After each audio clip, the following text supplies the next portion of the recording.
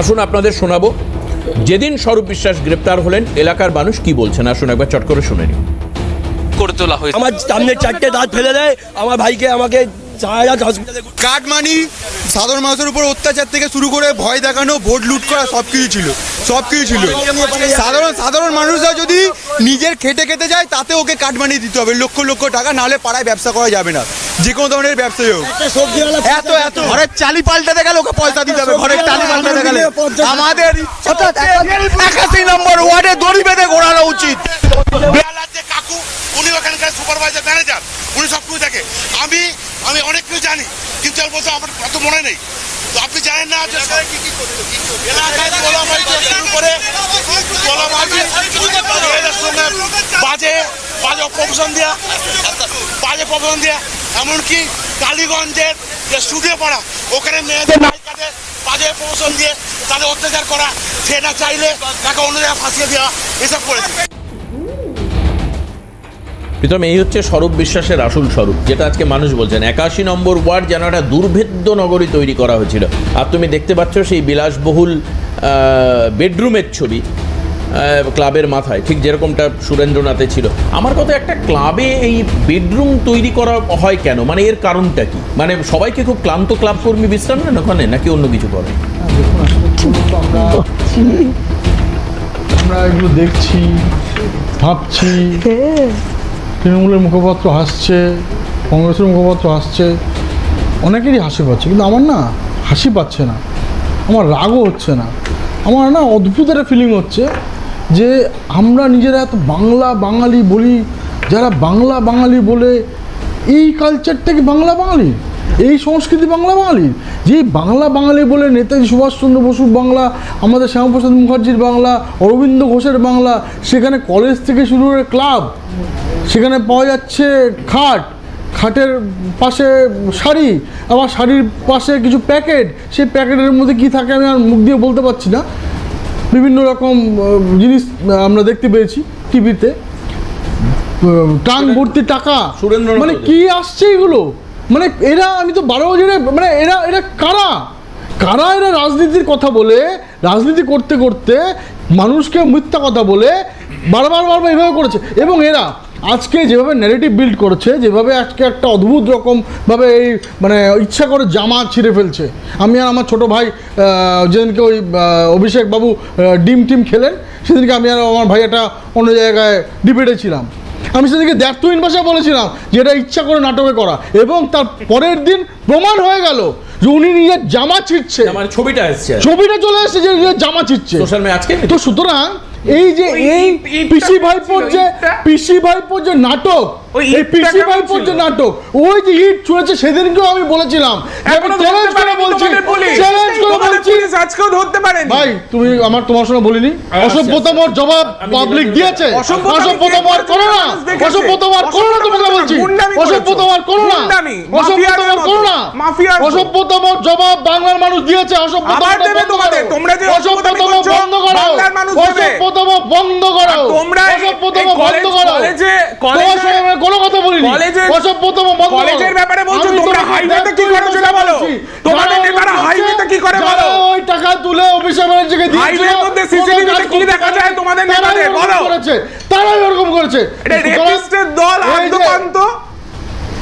কি বলছো? আদ্যপান্ত। তোমাদের কতজন তোমাদের রেপ অ্যাকিউজড আছে? তোমাদের ইয়েতে তোমাদের এমপি কতজন রেপ অ্যাকিউজড আছে? রেপ অ্যাকিউজড কতজন আছে তোমাদের? তারপর কতজন আছে আমি জিজ্ঞেস করছি, প্রশ্নটা উত্তর দাও। তোমরা রেপিস্টদের গার্ডল্যান্ড করো, বিলকিস বানু রেপিস্টদের তোমরা মালা পরিয়ে নিয়ে এসেছো। তোমরা বলতে কারা? বিজেপি। প্রথম কথা হচ্ছে ভাই, ছোট ভাই আমার উত্তেজিত হয়ে পড়েছে। কিচ্ছু উত্তেজনার ব্যাপার নেই। হাইওয়েতে কাকে দেখা গেছিল? বিজেপির এমএলএ কে দেখা যায় হাইওয়েতে কি করতে, সেটা আর বলছি না ভাই। এভাবে যদি কথা বলে তাহলে আর বলবো না, তুমি বলো। এবার তোমার কথা হচ্ছে, দর্শকদের জন্য বলছি, ভারতীয় জনতা পার্টি একজনও কার্যকর্তা কাউকে গিয়ে কোনো মালা টালা পরায়নি। যদি পড়ায়, যদি ওনার কথা সত্যতা থাকে, আমি আমার রাজনীতি ছেড়ে দেবো, সুতরাং পড়ায়নি। তো সুতরাং আরেকটা কথা হচ্ছে যে কথা বলছে, বারবার বলছিলাম যে প্রসঙ্গ থেকে সরে গেলাম, যে আপনার একটা পলিটিক্যাল পার্টি বলি, তো পলিটিক্যাল পার্টিটা কি? যে রাজনীতি করবো, মানুষের জন্য ভালো করব, সেই হচ্ছে মানুষের জন্য ভালো করা। মমতা ব্যানার্জি কত বড় মিথ্যাবাদী, কত বড় মানে বাংলার সর্বনাশ করে গেছে, এটা বারবার চোখে দিয়ে দেখাচ্ছে। এই আমি তোমাদের বললাম যে একটার পর একটা ঘটনা, কোন ঘটনাটা মমতা ব্যানার্জি জানতেন না বলুন তো? সেই জন্যই আজকে মমতা ব্যানার্জির বিধায়করা মানে আজকে চুরি করতে করতে করতে করতে এমন চুরি প্রজ্জ্বল রেভান্না, যে মমতা ব্যানার্জির নিজস্ব বিধায়কদেরও সই চুরি করেছেন। 2000 পয়েন্ট ভিডিও বানিয়ে রেখেছেন, যে নরেন্দ্র মোদী হাত তুলে তাকে ইয়ে করছে, এফআইআর করেছেন, এফআইআর করেছেন। নরেন্দ্র মোদী একজন রেপিস্ট, নরেন্দ্র মোদী একজন রেপিস্টে হাত তুলে, প্রজ্জ্বল রেভান্না হাত তুলে এরকম ভাবে তার সমর্থনে তিনি ক্যাম্পেইন করছেন। এটা তোমাদের দলের। তোমার কথা হচ্ছে তুমি বারবার একটা কথা বলছি, সেখান থেকে অন্য জায়গায় ডাইভার্ট করছো। কোনো ডাইভারশন নেই, কোনো ডাইভারশন নেই। তুমি বলছো মমতা ব্যানার্জি জানে, আমি বলছি মোদিজি জানতেন যে প্রজ্জ্বল রেভান্না একজন রেপিস্ট। চুরি করার দায়ে আজকে উনি পালিয়ে বেড়াচ্ছেন। কুলদীপ সিং সেঙ্গার তোমাদের এমএলএ, তোমাদের এমএলএ, উন্নাওয়ের এমএলএ জামা ছেড়েছে। আর বলো না, তোমাদের রেকর্ডার খুলিও না, আমি খুলিও না। একটা চোর চোর চোর বলে, আরে তোমাদের তো রেপিস্ট রেপিস্ট রেপিস্ট বলে, চোর চোর বলে রেপিস্ট রেপিস্ট বলে। একটা মিনিট, তুমিও আজকে এরকম ভাবে তারা খাবে। তুমি যা শুরু করেছো, আমি সুদীপ্তার কাছে আসবো। মানুষ দেখছে, একটু থামতে হবে। না, উদ্যোগের কিছু নেই, আমি একটু বলি, তুমি চিৎকার করছো, একটু থামতে হবে দুজনকেই, প্রীতম এবং নীলাঞ্জনকে একটু থামতে কোনো হবে। মিথ্যা কথা বলিনি, প্রজ্জ্বল রেভান্না, আমি কোট করে বলছি। আমি একটা ছোট্ট ইনপুট দিয়ে দিই। এই এতজন বললে না বিজেপির মধ্যে এত তুমি রেপ নিয়ে কথা বলছো, এর মধ্যে উন্নাওয়ের বিধায়ক একজনের তুমি শুধু নাম করেছো, কুলদীপ সেঙ্গার, প্রজ্জ্বল রেভান্না, কুলদীপ সেঙ্গার, হ্যাঁ, এবং রেভান্নার নাম তুমি করেছো। কিন্তু কুলদীপ সেঙ্গারের ইনসিডেন্টটা যদি তুমি জানো, আমি সবটাই জানি, এটুকু মনে করি যে তোমরা পড়াশোনা করেই আসো। না না না না, সব জানে, তুমি জানো না বলেই বলছো। নরেন্দ্র মোদী কি জানতেন? আমি তো বিজেপি নই, আমি সংবাদ মাধ্যমের প্রতিনিধি হিসেবে বলছি। তুমি তো ওকে যেদিন না না, এটা যা প্রীতম একটা তুমি আবার ইস্যু ডাইভার্ট করছো। কুলদীপ সেঙ্গার, প্রীতম ইনফরমেশন দেওয়া উচিত ছিল। কুলদীপ সেঙ্গারকে দল 72 ঘন্টার মধ্যে সাসপেন্ড করেছিল। দেখো, ব্যক্তিগতভাবে আমি তোমায় চ্যালেঞ্জ করছি নীলাঞ্জন, চ্যালেঞ্জ করছি আজকে। দল তো নিশ্চয়ই মানে জানতো না, নরেন্দ্র মোদী তো জানতেন না, আমি মিডিয়াতে বসবো না, জানতেন না, আমি মিডিয়াতে বসবো না। আজকে তুমি বলো তৃণমূল কংগ্রেসে, আরে বলেনি এই কথাটা, এটা তোমাদের বানানো কথা। তৃণমূল কংগ্রেসের একাধিক লোকের বিরুদ্ধে অভিযোগ আসলেও মমতা ব্যানার্জি কখনো দলগত কোনো সেই সিদ্ধান্ত নিয়েছেন? বরঞ্চ আমরা দেখেছি আরজি করের ধর্ষণ কাণ্ডে মুখ খুলেছিলেন শান্তনু সেন, তাকে 18 মাস সাসপেন্ড করা হয়েছে। বুঝতে পারছি তিনি দলবিরোধী কথা বলেছিলেন। আরে সুখেন্দু শেখর, জহর সরকার, জহর সরকার, সেই সময় সরকার তো রিজাইন করে চলে গেছেন, কিন্তু মমতা বন্দ্যোপাধ্যায় তো স্টেপ নিয়েছেন তাদের এগেইনস্টে যারা অন্যায়ের বিরুদ্ধে মুখ কার এগেইনস্টে স্টেপ নিয়েছে? শান্তনু সেনকে এখনই ফোনে ধরো, শান্তনু সেনকে তো আবার রিএক্ট করা হয়েছে। শান্তনু সেন দলের বিরুদ্ধে যে কথা বলেছিলেন উনি মুখপাত্র হিসেবে, তখন তাকে সাসপেন্ড করা হয়েছিল, তার সাসপেনশন উইথড্র করে আবার সাসপেন্ড করা হয়।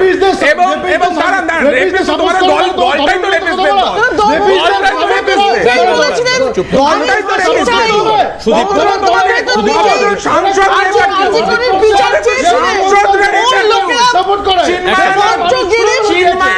মানুষ তারপরে এদের ঔদ্ধত্য দেখে নিন, মানুষ দেখে নিন, দেখে নিন বিজেপি একটা পার্টি অফ ডিফারেন্স বলে, কিন্তু পার্টি অফ রেপিস্ট এটা দেখে নিন। মানুষ ফোনে শান্তনু সেনকে ধরার চেষ্টা করছে, লেখছে আপনাদের ঔদ্ধত্য। হ্যাঁ, বেশ, আমি সুদীপ্তার কাছে আসবো। এই যে ছবিগুলো দেখা যাচ্ছে এক কথায় নক্কারজনক। আমরা এই নিয়ে অবাঞ্ছিত তর্ক করে লাভ নেই। দেখো, একটা ক্লাবে আমরা আগে কি দেখতাম, যে ক্লাবে ফুটবলের জার্সি শোকানো থাকে, আমরা ছোটবেলায় যেটা দেখতাম। ক্লাবে কি থাকতে পারে? উইকেট থাকে, ব্যাট থাকে, ক্যারাম বোর্ড থাকতে পারে, চিপসে যাওয়া ফুটবলটা আমাদের ক্লাবে ছিল, যে খেলতে খেলতে নষ্ট হয়ে গেছে, চিপসে গেছে, ফুটবল গাদা দেওয়া রয়েছে। কিন্তু আমি আমার মানে এই জন্মে, লোকে কথাটা বলে না একটা কথা, যে বাপের জন্মে কখনো কোনো মানে ক্লাব এত বিলাসবহুল, তুমি আজকে আমরা সব জায়গায় জানতে পারছি না। এই যে আমাদের এখান থেকে ঢিলছোড়া দূরত্ব সব্যসাচী দত্তের ক্লাব আছে নিউ টাউনে, আমি জানি না হয়তো তোমার সৌভাগ্য বা দুর্ভাগ্য কোনোটাই হয়নি সেই ক্লাবে যাওয়া।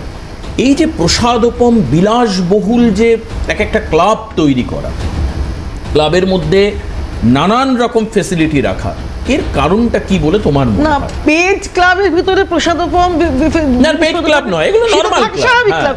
এই যে এই ক্লাবগুলো এখন আমি যদি বলি জিমখানা ক্লাব, সেটা নয়, দিল্লি জিমখানা ক্লাব বললে সেটা নয়। হ্যাঁ। মানে সাধারণ মানুষের এই ক্লাবগুলো হচ্ছে সাধারণ ঘরের ছেলেরা হ্যাঁ, হ্যাঁ। মেয়েরা যাবে, একদম। তারা থাকবে, তারা কথা বলবে ক্লাবে, এবং আড্ডা, ক্লাবে গল্প, গুজব হতেই পারে। পাঠাগারও থাকা উচিত। একদম, একদম, তো সেসব তো মোটামুটি উঠে গেছে আমাদের রাজ্য থেকে। আমাদের ছোটবেলায় কোনো ক্লাবে এসি ছিল না, কিন্তু এখন না। তৃণমূলের কটা ক্লাবে এসি, এয়ার কিন্তু এখন কন্ডিশন অনেক স্কুলেও তো AC আছে। হ্যাঁ, এটা কোনো সেটা কথা আছে, হলো? ঠিক আছে, সেটা একটা কথা। সেটা তো হচ্ছে ওই যে বললাম পেজ প্রাইভেট স্কুলে, গভর্নমেন্ট স্কুলে তো টিচারই নেই, এসি তো দূরের কথা। এসি থাকাটা প্রবলেম নয়, কিন্তু কোথা থেকে এসি কোথা আসছে থেকে AC সেটা হচ্ছে source-টা বড় হচ্ছে প্রবলেম। প্রশ্নটা। সেটা বড় AC problem। source-টা কোথা কোথা প্রশ্নটা। থেকে এত বিলাসবহুল ঘর তৈরি আমার- হচ্ছে সেটা বড় ক্লাব- প্রবলেম। শুধু ক্লাব, Investigative journalism ক্লাবে করেন অনেক কেন? কিছু, ক্লাবে অনেক আপনি- কিছুই থাকতে আপনি পারে। তো- আমার একটু বক্তব্য বলতে দাও, আমি দিদিকে একটু বলে বলতে নিই, দাও। হ্যাঁ। ক্লাবে হ্যাঁ। আমরা দেখছি কলেজের মাথাতেও যে একটা ঘর, সেই ঘরে যেটা আছে সেখানে আমার আপনার ঘরের ছেলেমেয়েরা পড়তে পাঠাচ্ছি আমরা, এবং বাক্স এটা আমরা ভরা উড়িয়ে কোথায় খাওয়া টাকা, পাঠাচ্ছি? বাক্স- আমার ওই দৃশ্যটা দেখে না উড়িয়ে খাটা টাকা দেখে না আমার সেই কোভিডের সময় সেই বাচ্চাদের কথা মনে পড়ে গেছে, যে তার মাকে বলছিল স্টেশনে মা মারা গিয়েছে এবং মায়ের ডেড বডির সঙ্গে যে বাচ্চাটা খেলছে। এরকম হাজার হাজার মানুষ, হাজার হাজার বাচ্চা আমাদের দেশে আছে।